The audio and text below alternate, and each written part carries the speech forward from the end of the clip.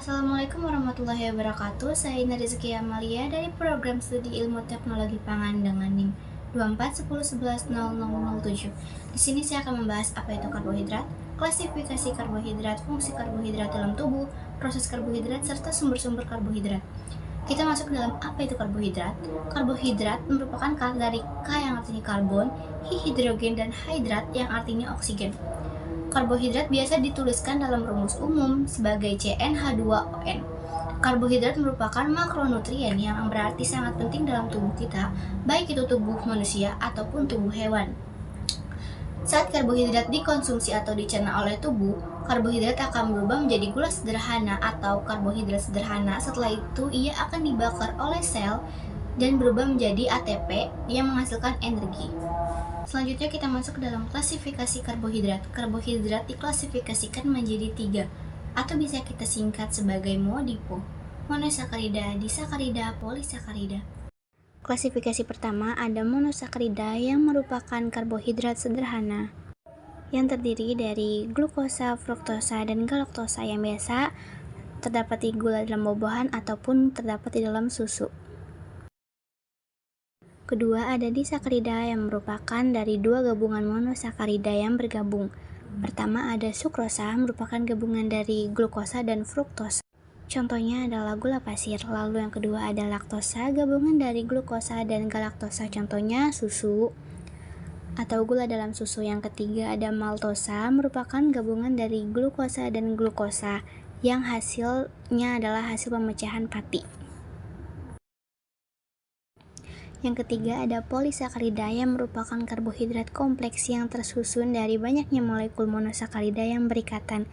Ia terdiri dari pati, glikogen, dan selulosa. Selanjutnya masuk ke dalam fungsi karbohidrat dalam tubuh. Pertama, sebagai sumber energi utama yang dimana 1 gram karbohidrat menghasilkan 4 energi kalori atau ATP, digunakan untuk aktivitas sel dan organ tubuh. Kedua, ada penyimpanan energi yang dimana glukosa yang berlebih akan disimpan sebagai glikogen, lalu glikogen akan disimpan di hati dan otot untuk digunakan sebagai cadangan energi. Yang ketiga, ada pengatur metabolisme lemak yang dimana berfungsi untuk mencegah pencegahan lemak secara berlebihan yang dapat menyebabkan ketosis pada tubuh manusia.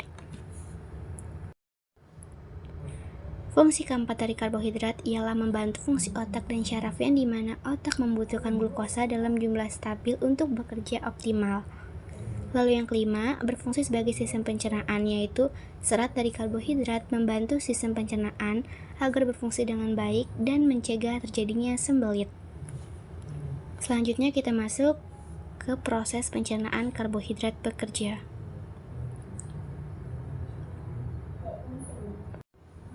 Pertama, melalui mulut. Karbohidrat dimasukkan melalui mulut dan setelah itu dihancurkan oleh air liur yang mengandung enzim amilase. Setelah itu, pati yang sudah dihancurkan akan berubah menjadi maltosa.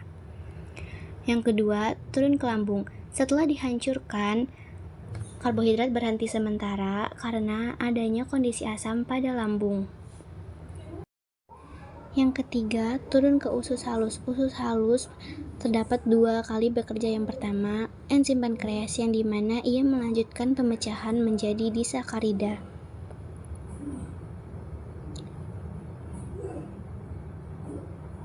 Enzim kedua yaitu enzim spesifik yang dimana ia bekerja untuk memecahkan disakarida menjadi monosakarida.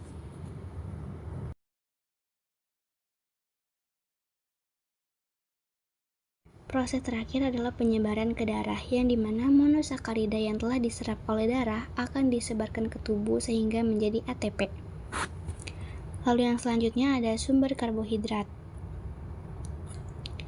Sumber karbohidrat ada dari biji-bijian yang dimana terdapat beras, gandum, jagung, dan cheese.